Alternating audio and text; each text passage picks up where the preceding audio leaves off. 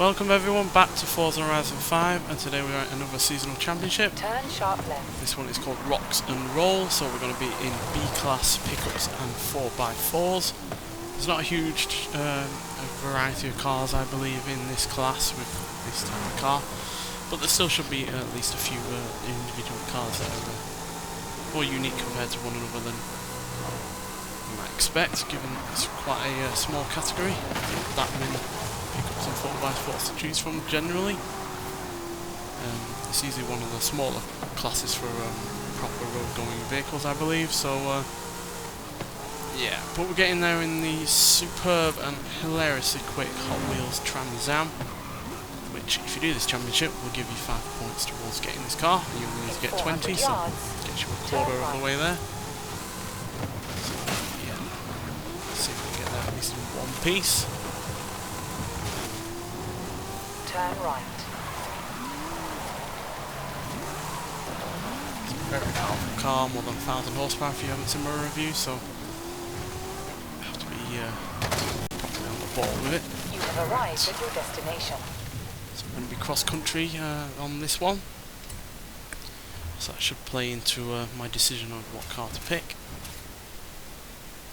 Cross country races aren't typically my favourite, but hopefully these cars will prove fun to drive. So yeah, we've got the only electric vehicle here to choose from, the 2022 Ford F-150 Lightning, which is pretty powerful but doesn't have the highest of top speeds. And then we've got the Hennessy Velociraptor 6x6, which is a powerful car and has a much higher top speed, but yeah, the acceleration, even though it's better, I feel like the launch and the acceleration on the F-150 is a little bit better.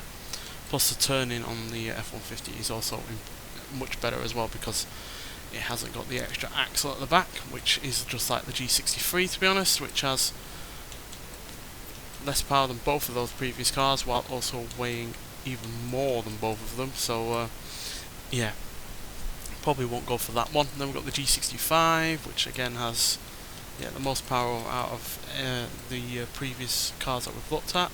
Plenty of torque as well, but not as much as the Ford. And then finally the Sport Truck XR from Saleen, which has the most power, not the most torque, and it's the second heaviest car, the third heaviest car here, but it is also the newest car I think to be added to the game. So we'll be definitely giving that and the Ford a try out in this championship, but for starters I think we're just going to play a little bit safe and go for the G65. It's not the best handling car by any means, but it's got really good acceleration and launch and plenty of off-road capabilities, which is something that we're going to be needing for a cross-country race. So yeah, hopefully it will stand us in good stead. Also got the biggest engine here as well, with a V12 twin turbocharged, which is why it has so much power and torque in the first place. Obviously not the most powerful, with that Saleen being even more powerful than this, but this does have a lot of torque, which is why it's so good off the line.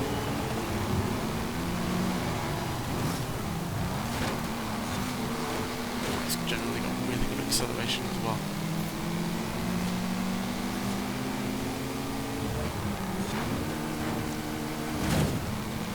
Decent landing there, so this is a lapped race. A lot of cross-country circuits are lapped races. Oh dear. So yeah, like I said, the handling on this is not the greatest, which has been evident in every other Forza game that's been released in, especially on one of the motorsport games, which yeah, getting this round a normal track is quite a workout. It really does not have great handling at all. The all-wheel drive system is not able to really keep control of the huge levels of amount of torque that this has going on. But get it in a straight line for long enough and it is pretty quick. Certainly recovered from that landing on that jump fairly well.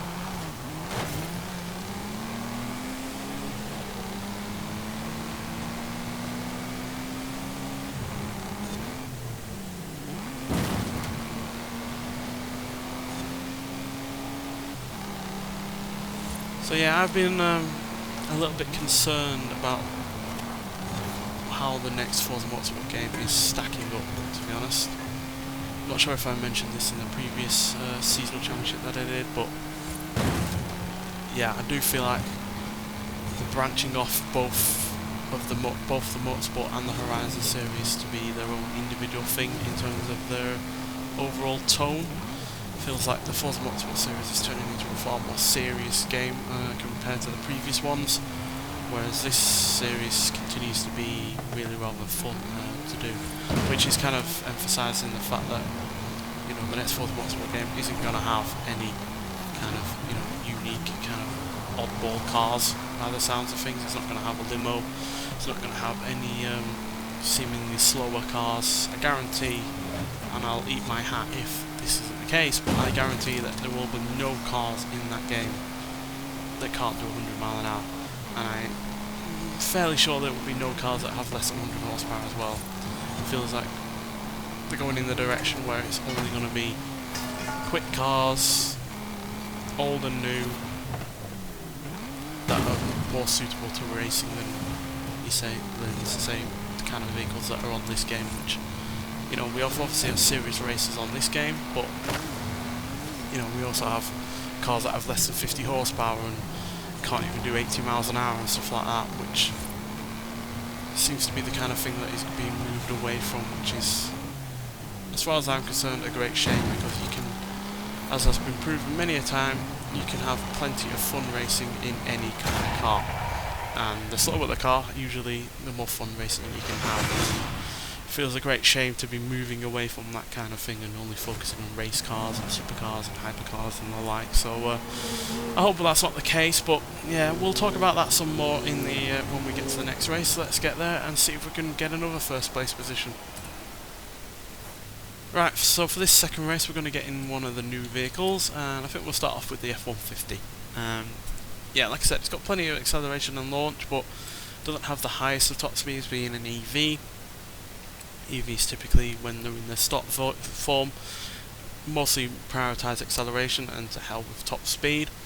So it's more about, you know, getting to a rate of speed rather than, you know, being able to do a high rate of speed. So yeah, but the handling is decent and the braking is okay as well. Don't let the stats fool you, it is better than it looks, and certainly feels better than, say, the Mercedes that were in previous. So yeah, like I was stating in the previous race, I am concerned how the car list is going to look like on the next Forza Motorsport.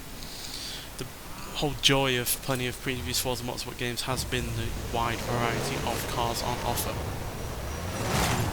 Forza Motorsport 7 and 6 and 5 and 4, we've had plenty of variety of cars, mostly in the likes of Forza Motorsport 4 and 7. I feel like that variety was at its peak. I mean, in Forza Motorsport 4 you had everything from your supercars and hypercars and the like, but then you also had, you know, big, you know, luxury cruisers from America like the Lincoln Continental, and small economy cars like the Ford Pinto and city cars and all that lot, and it just feels like that's kind of variety has kind of waned recently. Did kind of pick up with Forza Motorsport 7, I believe, with, you know, likes of the inclusion of the Cadillac limo and the likes of the Subaru 360, which is, yeah, really rather nice little micro car from Japan in the 50s, I believe. So yeah, but it seems nowadays that, by the looks of things, that it's only going to be this series of games that is going to have that kind of variety, which is a shame, because there's nothing more fun than taking a car that is pretty much unsuitable for going around a track and then hooning it around a track against fellow similar cars, or a one-make race of those kind of cars, and just, you know, hooning it around a track. And yeah, I'm just concerned that with the car list being as small as it looks like it's going to be, again, it's another Forza game that is not prioritising a big car list. It's again less than 600, which again is way too small. Doesn't seem big enough at all. My fear is it's going to be a lot of cars that are the same in sort of similar ways.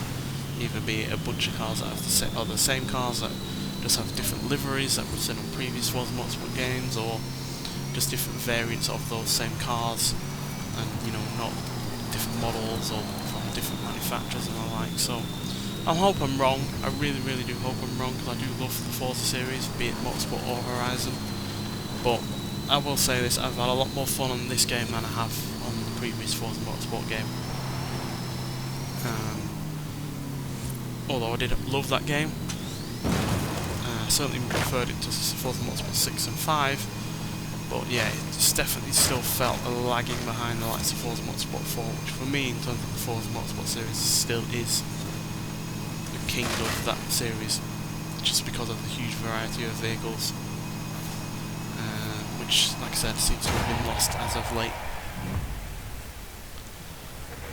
And just to put an emphasis on that, you just look at the previous Forza Horizon game, which had, you know, everything from an Austin Taxi to, you know, your hypercars and your EVs and the like, and this game has gone one further than that, with a whole bunch of electric vehicles being added that, again, I fear won't be added into the next Forza Motorsport game.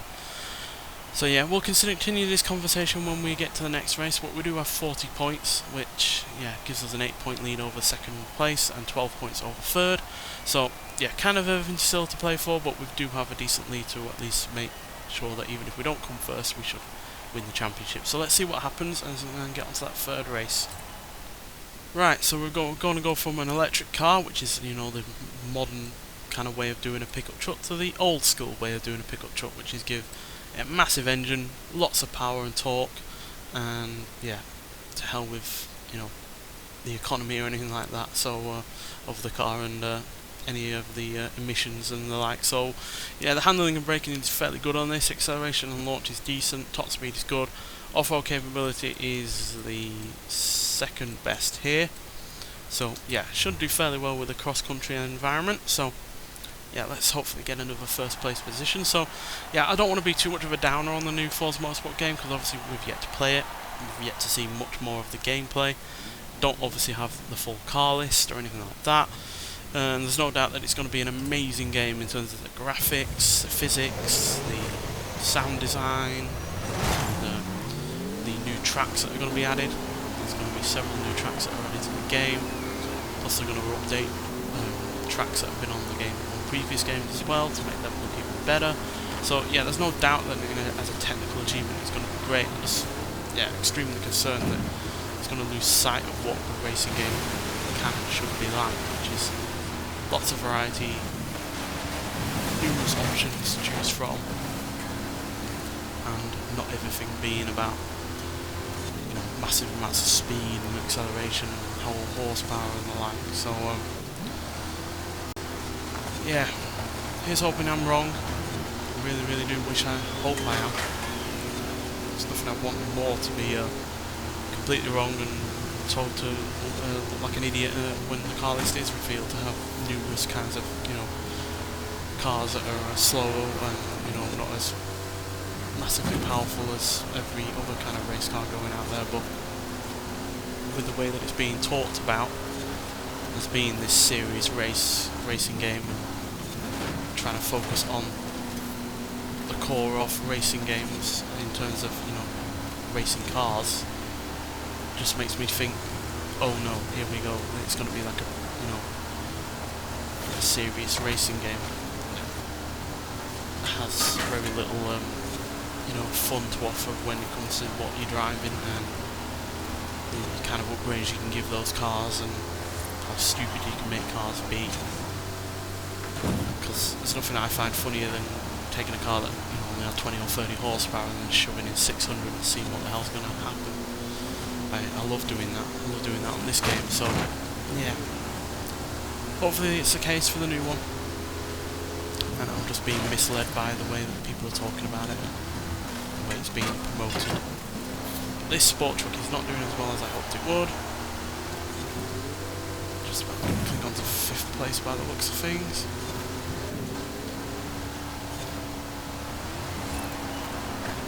No, 4th is just within a hair's wisp. Wow. Somehow the most powerful vehicle that I hear is the one that is the least successful. Maybe it wasn't a particularly long enough track for it to get, you know, any breathing room, but yeah, we're a good 3 seconds or so behind 1st place there, and we've lost the championship as a result. That's just the way it goes. You can get 2 wins and then you can have just 1 bad race. It's just going to end it all for you. But regardless, I don't need the 5 points. I've already got the new vehicle in the current season, the Hot Wheels car that you saw at the beginning, and I already have the first vehicle in the overall series, which is the Ford Mustang from Deberti Design. So yeah, so but you can do this championship. I'm sure you'll have more success at it than I will, and that will give you a good quarter of the way of the points to get that Hot Wheels car, which is well worth getting. It's an hilariously quick car. Watch my review of it if you haven't already. I'll give you more of a breakdown of it in that video. But nonetheless, thank you for watching. Here's hoping I'm wrong about the new Forza Motorsport game, and I'll see you in the next one. Bye.